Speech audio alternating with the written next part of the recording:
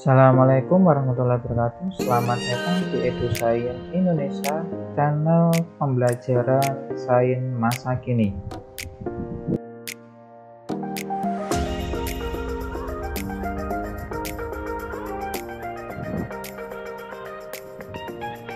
Pada video kali ini akan dijelaskan mengenai RNA atau ribonucleic acid, itu lanjutan dari episode 41 yang kemarin. RNA merupakan molekul polinukleotida berupa rantai tunggal atau ganda yang tidak terpilih seperti halnya pada DNA. Dalam hal ini bahwa RNA merupakan separuh dari DNA. Jadi yang DNA kemarin kita bahas yaitu berupa untaian ganda, kalau RNA adalah separuh atau istilahnya single strand dari DNA sendiri. Kemudian RNA banyak terdapat pada ribosom atau sitoplasma dan keberadaan nanti tidak tetap karena mudah terurai dan harus dibentuk kembali. Kemudian RNA nanti akan menjadi perantara antara informasi yang dibawa DNA dan ekspresi fenotipik yang diwujudkan dalam bentuk protein. Dalam hal ini bahwa RNA ini adalah merupakan jalur utama dalam proses sintesis protein. Jadi seandainya kalau di sini RNA nanti berubah, otomatis nanti protein yang akan dikode nanti juga akan berubah. Kemudian kerja dari RNA nanti yaitu mengolah informasi yang disandikan di dalam DNA bagi sintesis protein melalui transkripsi dan translasi.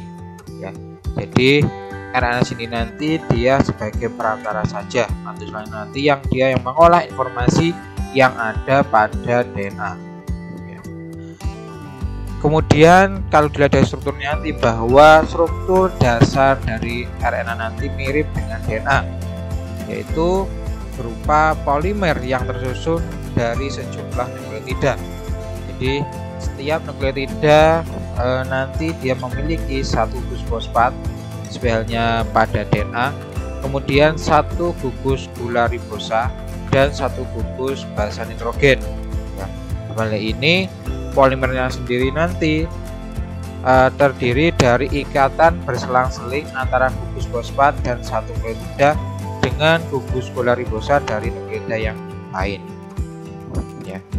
Kemudian fungsi dari RNA sendiri nanti adalah pada sekelompok virus nanti, ya ini misalnya bakteriofag nanti, RNA sendiri nanti dia berfungsi sebagai penyinformasi genetik, ya sebagaimana DNA pada organisme lain. Sebenarnya kayak virus yang lagi tren saat ini atau virus corona, ya bahwa dalam mencari informasi genetik nanti itu bisa dicari pada RNA. Jadi kebanyakan dari virus nanti penyimpanan informasi itu banyak disimpan pada yang namanya rRNA. Kemudian sebagai perantara antara DNA dan protein dalam proses ekspresi genetik. Kemudian sebagai salinan kode urutan basa nitrogen DNA dalam proses transkripsi. Ya, jadi RNA nanti sendiri adalah merupakan translitan, istilahnya yaitu pengkopian dari DNA induknya tadi. Kemudian pada urutan basa nanti ya dia nanti tersusun atas triplet, ya yaitu 3 urutan basa nitrogen yang dikenal dengan kodon. Kemudian setiap kode nanti ya dia nanti akan berelasasi dengan satu asam amino, ya atau kode untuk berhenti dan monomer yang menyusun protein. Ya, jadi RNA nanti juga dia nanti terdiri dari 3 kodon. Kemudian kalau dilihat dari strukturnya nanti bahwa RNA nanti dia tersusun atas polimer yang tersusun dari sejumlah nukleotida. Jadi dalam nukleotida nanti ya dia nanti akan memiliki gugus fosfat yang biasanya yang ada di ujung, kemudian satu gugus gula ribosa, ya, dan satu gugus basa nitrogen. Ya. Kemudian polimer nanti dia nanti terbentuk dari ikatan selang-seling antara gugus fosfat dari satu nukleotida dengan gugus gula ribosa dan nukleotida yang lainnya. Jadi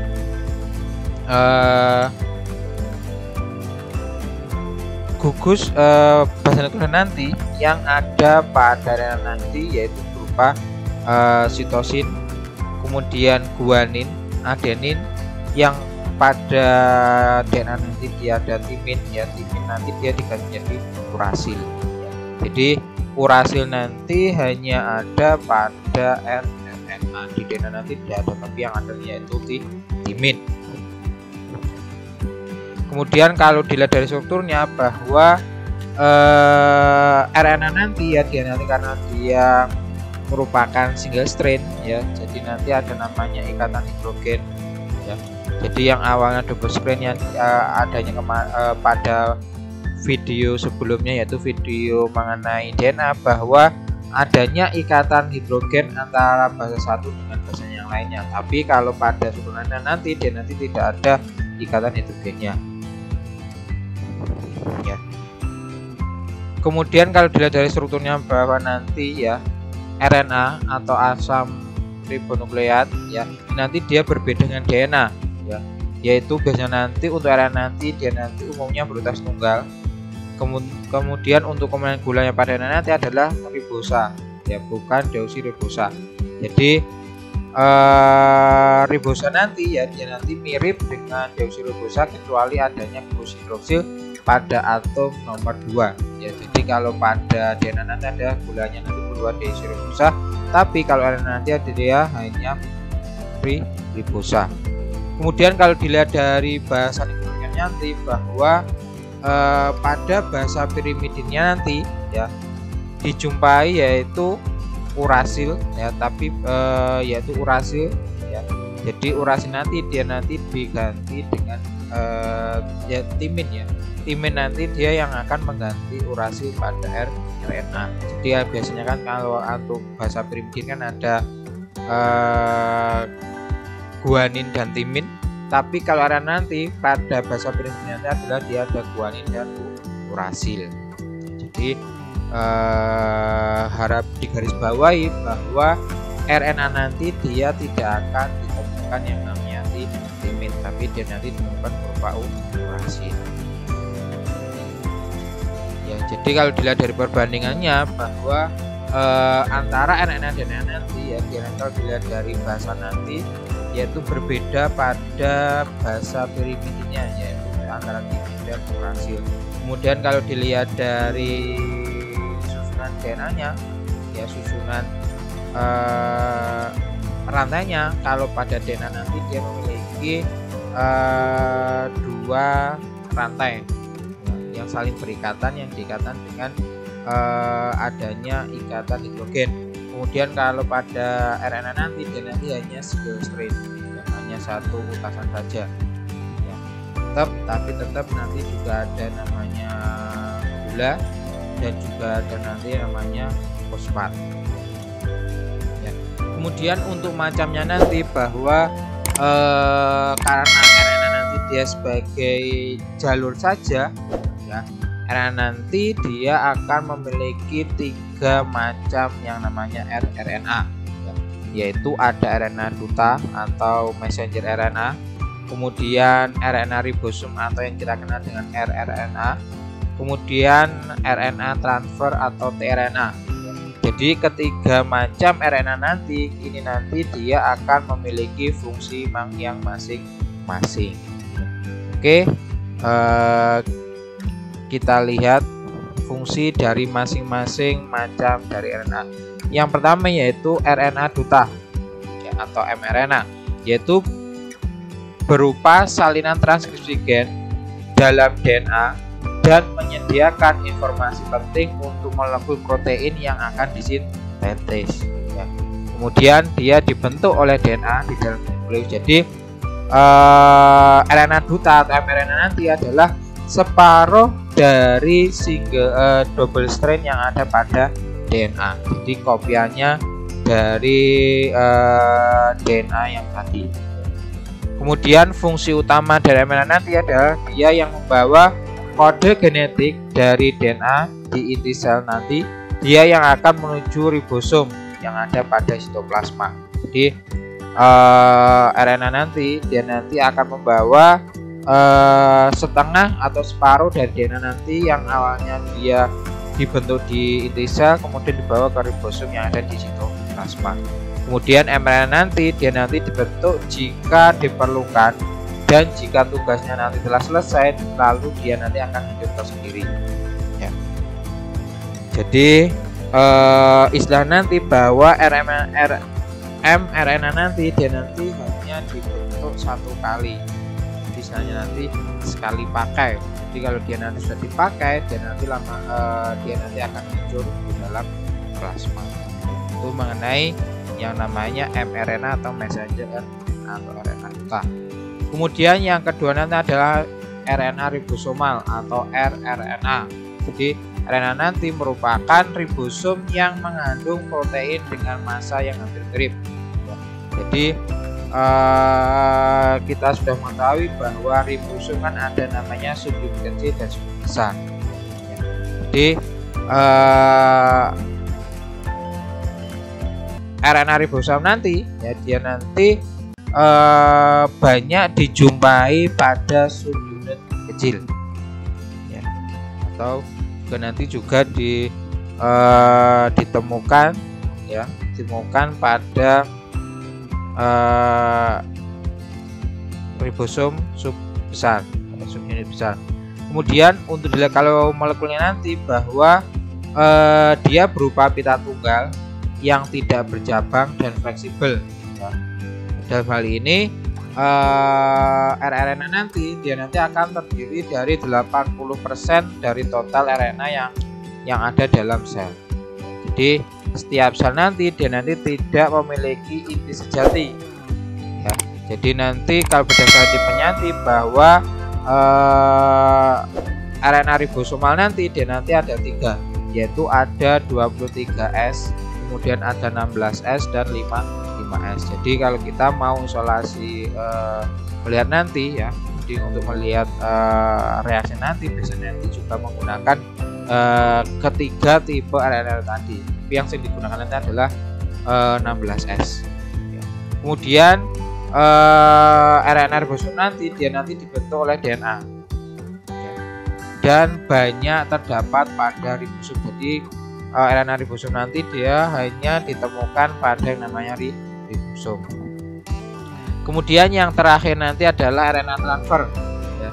Jadi RNA transfer nanti dia merupakan molekul yang menginterpretasikan pesan genetik berupa serangkaian kodon yang sepanjang molekul RNA dengan cara mentransfer asam-asam amino ke ribosom dalam proses translasi. Jadi RNA nanti adalah hasil pembacaan yang ada pada rRNA atau RNA ribosomal tadi. Kemudian fungsinya kemarin bahwa ribosom nanti dia berfungsi sebagai tempat sintesis protein. Kemudian setiap RNA transfer nanti dia nanti akan mengandung suatu sekuen dengan 3 rangkaian basal pendek. Kemudian seluruh ujung 3 nanti ya, RNA nanti dia akan mengandung namanya sekuen single strand asam amino yang berseberangan dengan sekuen kodonnya. Kemudian untuk pembentukan nanti bahwa tRNA nanti dia nanti dibentuk oleh DNA yang berada pada sitoplasma. Jadi selain itu juga bahwa adanya tRNA nanti dia nanti juga berfungsi mengikat asam amino dari hasil sintesis protein tadi. Jadi hasil translasi nanti dia akan digabungkan istilahnya ataupun dia yang akan dibawa oleh tRNA nanti keluar dari ribosom. Kemudian kalau kita sudah mengetahui fungsi masing-masing, kita harus mengetahui perbedaan antara, karena yang paling menonjol nanti adalah pada RNA ribosomal dan RNA messenger. Jadi kalau RNA ribosomal nanti bahwa dia nanti fungsinya nanti adalah dia memfasilitasi sintesis protein. Tapi kalau mRNA nanti dia adalah yang membawa informasi DNA. Jadi yang ke ribosom untuk yang namanya sintesis protein tadi. Kemudian kalau tempatnya nanti RNA nanti disintesis pada nukleus, RNA nanti juga dia dibentuk atau disintesis di dalam nukleus. Maaf, untuk yang RNA ribosomalnya ada di nukleolus ya. Kemudian kalau RNA nanti pasti dia akan melekat pada ribosom ya. Kemudian kalau messenger nanti dia yang tidak melekat pada ribosom, tapi biasanya nanti dia terdapat pada nukleus ya. Kemudian kalau RNA ribosomal nanti ya, dia nanti dalam satu siklus nanti dia berlangsung lebih lama dibandingkan pada mRNA. Kemudian mRNA nanti dia hancur setelah fungsinya nanti dia berhenti. Itulah perbedaan antara RNA dan mRNA yang ada pada sel, baik sel hewan, sel tumbuhan maupun sel eukaryotik maupun prokaryotik. Kemudian yang terakhir yaitu perbandingan ya, atau perbedaan antara DNA dan RNA. Jadi kalau DNA nanti ya dia nanti ditemukan dalam nukleolus, kemudian di kromosom, mitokondria, plasida dan sentriol. Tapi kalau RNA nanti dia nanti hanya ditemukan pada sitoplasma, terutama di ribosom dan nukleus. Kemudian kalau dilihat dari modelnya nanti bahwa DNA nanti berupa untaian double helix. Kemudian kalau RNA nanti adalah berupa rantai pendek atau rantai tunggal, jadi separuh dari double helix tadi. Kemudian kalau untuk fungsinya nanti bahwa DNA nanti untuk hereditas dan sintesis protein, tapi kalau RNA nanti dia nanti fungsi hanya pada sintesis protein.